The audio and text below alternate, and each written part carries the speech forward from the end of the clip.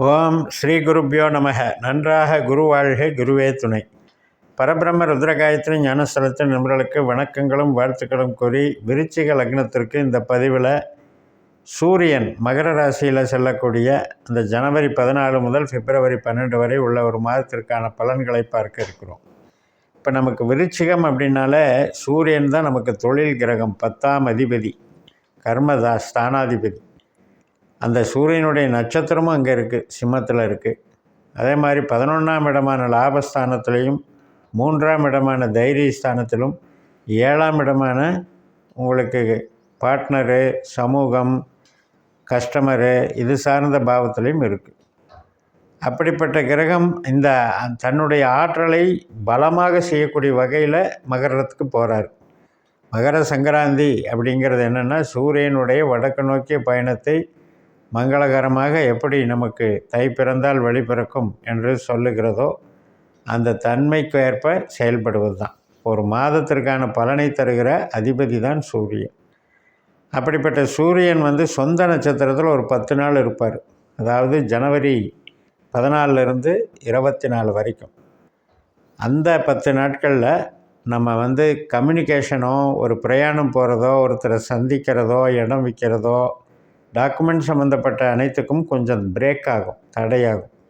ஆனால் அதுக்கப்புறம் சந்திர நட்சத்திரத்துக்கு போகும்போது, திருவோணத்தில் போகும்போது ரொம்ப சிறப்பாக இருக்கும். கம்யூனிகேஷன் சிறப்பாக டெவலப் ஆகும். நமக்கு டாக்குமெண்ட் சம்மந்தப்பட்டது, இடம் மாற்றம் சம்மந்தப்பட்டது, ட்ரான்ஸ்ஃபர் ஆர்டர் சம்மந்தப்பட்டது, மற்றும் நம்ம ஒரு அறிவை பயன்படுத்தி டிஜிட்டலில் என்னென்னலாம் செய்கிறோம், ஒரு ஒளிப்பதிவு சார்ந்த விஷயங்களை செய்கிறது, மீடியா சார்ந்து செய்தி விளம்பரம் சார்ந்து செய்கிறது, புத்தகம் பப்ளிஷ் பண்ணுறது, எழுத்து சார்ந்த அத்தனை விஷயங்களும் நன்றாக நடக்கும். சந்திரனுடைய நட்சத்திரத்தில் 14 நாள் இருந்துட்டு மறுபடியும் ஒரு 6 நாள் செவ்வாயினுடைய நட்சத்திரத்தில் சூரியன் போவார். நம்முடைய லக்னாதிபதியினுடைய சாரம் வாங்கிறதுனால சிந்தனையை பலப்படுத்துவார், தன்னுடைய செயல்திறனை அதிகரிப்பார், தன்னுடைய தகவல் தொடர்பு ஸ்கில்லை டெவலப் பண்ணுவார்.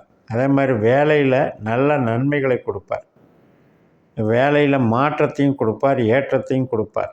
அதனால் நிச்சயமாக இந்த காலகட்டம் என்பது நமக்கு சூரிய திசையோ, சந்திர திசையோ, செவ்வாய் திசையோ நடக்கும்போதெல்லாம் இந்த பலன்களை நல்லா அனுபவிக்கலாம். இப்போ அந்த திசை வரலனால கூட புத்தியோ, அந்தரமோ, சுச்சமோ நடக்கும்போது கூட இந்த பலன்களுடைய தாக்கம் நமக்கு இருக்கும். அப்போ இந்த மாதம் என்பது நமக்கு ஒரு தைரியத்தை கொடுக்கறது, தன்னம்பிக்கையை கொடுக்கறது, கௌரவத்தை வளர்க்கிறது, நம்முடைய அறிவை பயன்படுத்தி நாம் எடுக்கக்கூடிய முயற்சிகளுக்கு வெற்றியை தருகிறது. பண வசதி, பண சேமிப்பு அதுக்கும் சிறப்பாக இருக்குது. சகோதர வர்க்கம் சார்ந்த நன்மைகளையும் சிறப்பாக கொடுக்குது. இடம் விற்கிறதுக்கு நல்லா இருக்கும், ஒழிய வாங்கிறதுக்கு தடையாக இருக்கும். அதே மாதிரி பொருள் வாங்கிறதுக்கு தடையாக இருக்கும். உற்பத்தி சார்ந்த தொழிலில் சின்ன சின்ன மாற்றங்கள் நடக்கும். பெருசாக அது உற்பத்திக்கு பூஸ்டப் பண்ணாது இந்த சூரியன். ஆனால் குழந்தைகள் சார்ந்த நலன்கள் நல்லா இருக்கும், குழந்தைகளுடைய வளர்ச்சி நல்லாயிருக்கும், குழந்தைகளுடைய மகிழ்ச்சி நல்லாயிருக்கும், நமக்கு குழந்தைகளோட உறவு முறையில் நல்லாயிருக்கும், கணவன் மனைவி சார்ந்த உறவு முறையிலையும், பெற்றோர்கள் சார்ந்த உறவு முறையிலையும் நல்லாயிருக்கும். வேலை சார்ந்த அமைப்பில் சின்ன சின்ன மாற்றங்கள் ஏற்படும். ஒரு டிபார்ட்மெண்ட் சேஞ்சு, ஒரு இன்டர்னல் சேஞ்சஸ்ஸு இந்த மாதிரி வர்றதுக்கும் வாய்ப்பு இருக்குது. கடன்கள் கொஞ்சம் குறைபடும். கடன்கள் அடைவதற்கு இது நல்ல காலமாக இருக்கும். நோயிலிருந்து விடுபடுவதற்கு நல்ல காலமாக இருக்கும்.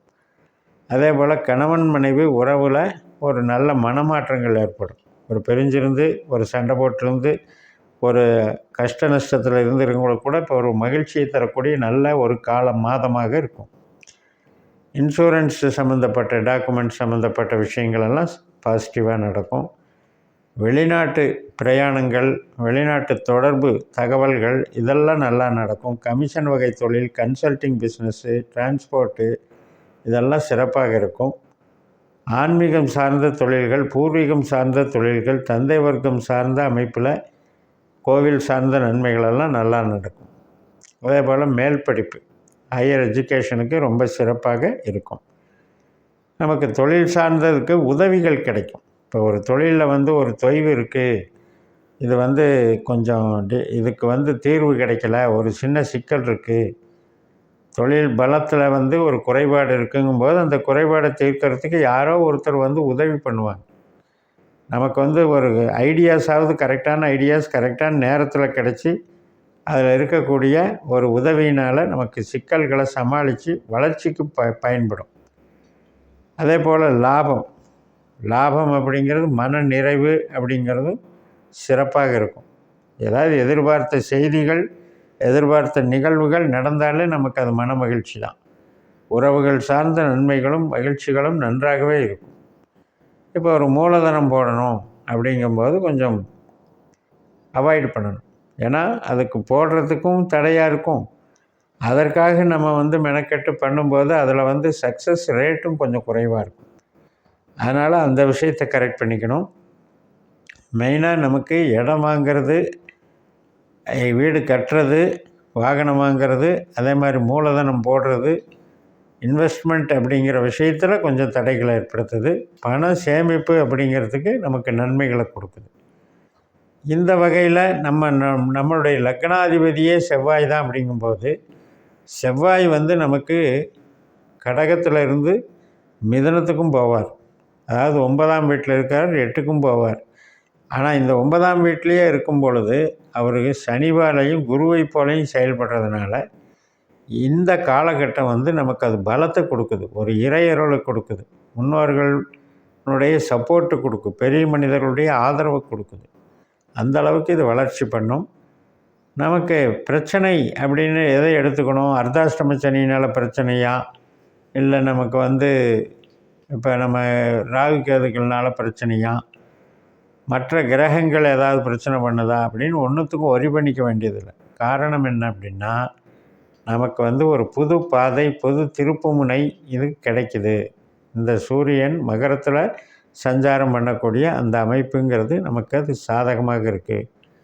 விருச்சிகத்துக்கு மொத்தத்தில் அந்த சூரியன் என்பவர் நமக்கு ஒரு அந்தஸ்து கௌரவத்தையும் கொடுக்குறாரு, ஆழ்ந்த அறிவையும் கொடுக்குறாரு, நல்ல மனிதர்கள், பெரிய மனிதர்கள், உதவி செய்யக்கூடிய மனிதர்களுடைய தொடர்பையும் கொடுக்குறாரு. நம்ம எதிர்பார்த்த ஒரு நல்ல செய்திகள், ஒரு அரசு ஆதரவோட, அரசு நிலைப்பாட்டோட, அல்லது நம்ம வந்து ஒரு பெரிய ஒரு பொறுப்பை எடுத்து நம்ம அதை வழிநடத்துகிற அளவுக்கு நம்மளை உயர்த்துகிறார்.